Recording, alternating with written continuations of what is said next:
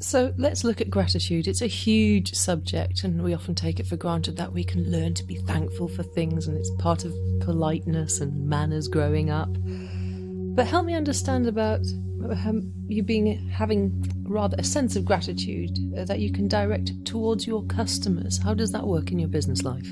So one of the things I'm very passionate about is retention of staff and retention of customers. It probably comes from working in an industry where both are dismal in terms of figures. There's a high turnover of staff in my industry, and there's a equally high turnover of customers. So I've looked at all ways of improving this over the 15 years that I've worked consistently on the front line in the fitness industry. I believe emotions can roll into other emotions. So you can sense one emotion and it makes you behave one way. You sense another emotion, it makes you behave another way. I also believe that those emotions can roll into other people as well.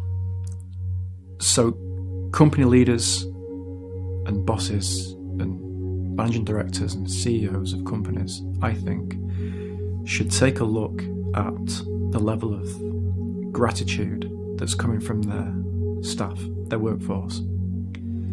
Because I think on some level, if you have a team of staff who are grateful for where they are, for where they work, for how much they're being paid, for the recognition they're receiving, for the job satisfaction, in my experience, that's going to roll over into the customer experience, especially if these members of staff are customer facing.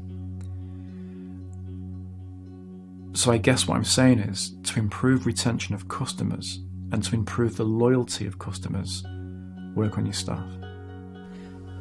You mentioned the word energy there, and attitude of gratitude, as we know in other forms of therapy and spiritual thinking, is incredibly powerful. And that positivity that gratitude can bring often can be outside of someone's reach if they're feeling a bit low or a bit down. Have you got any other little bits of advice as to how people can access their attitude of gratitude more readily in the context of which you're saying? I think coming back to a company point of view, I think it's the responsibility of the company owners and the senior managers, should we call them, to develop that within their staff. Sometimes it does take something outside of you. I mean, whatever it does take, so be it. So if it takes someone outside of you to give you a little nudge and to remind you that you have got it pretty good, you are getting well paid, we do appreciate you here, you have been a loyal member of the team, you are good at your job, that then helps you to realise, actually, yeah, it's not bad. I'm doing okay. That's one way of looking at it. For the individual that's watching this that possibly isn't feeling that sense of gratitude because it's not going so well, there's a big advantage to acting as if. I'm coming back to goal setting and goals.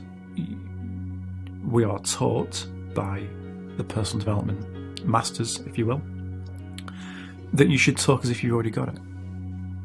So you can actually start to run the neurology of what it's like to drive that car, to have that amount of money, to walk through the shops and say that you can afford everything that you desire in front of you. Whatever your goal is, acting as if starts to run the neurology of what it is you want. So it ceases to become something that you are always chasing and pursuing, and it's something you feel you've already got. And that's quite a powerful experience because the brain can't differentiate what's real and what's imagined, which is quite an interesting notion, if you will. So if you're not really feeling it, act as if, and it'll put you in a space where things will change.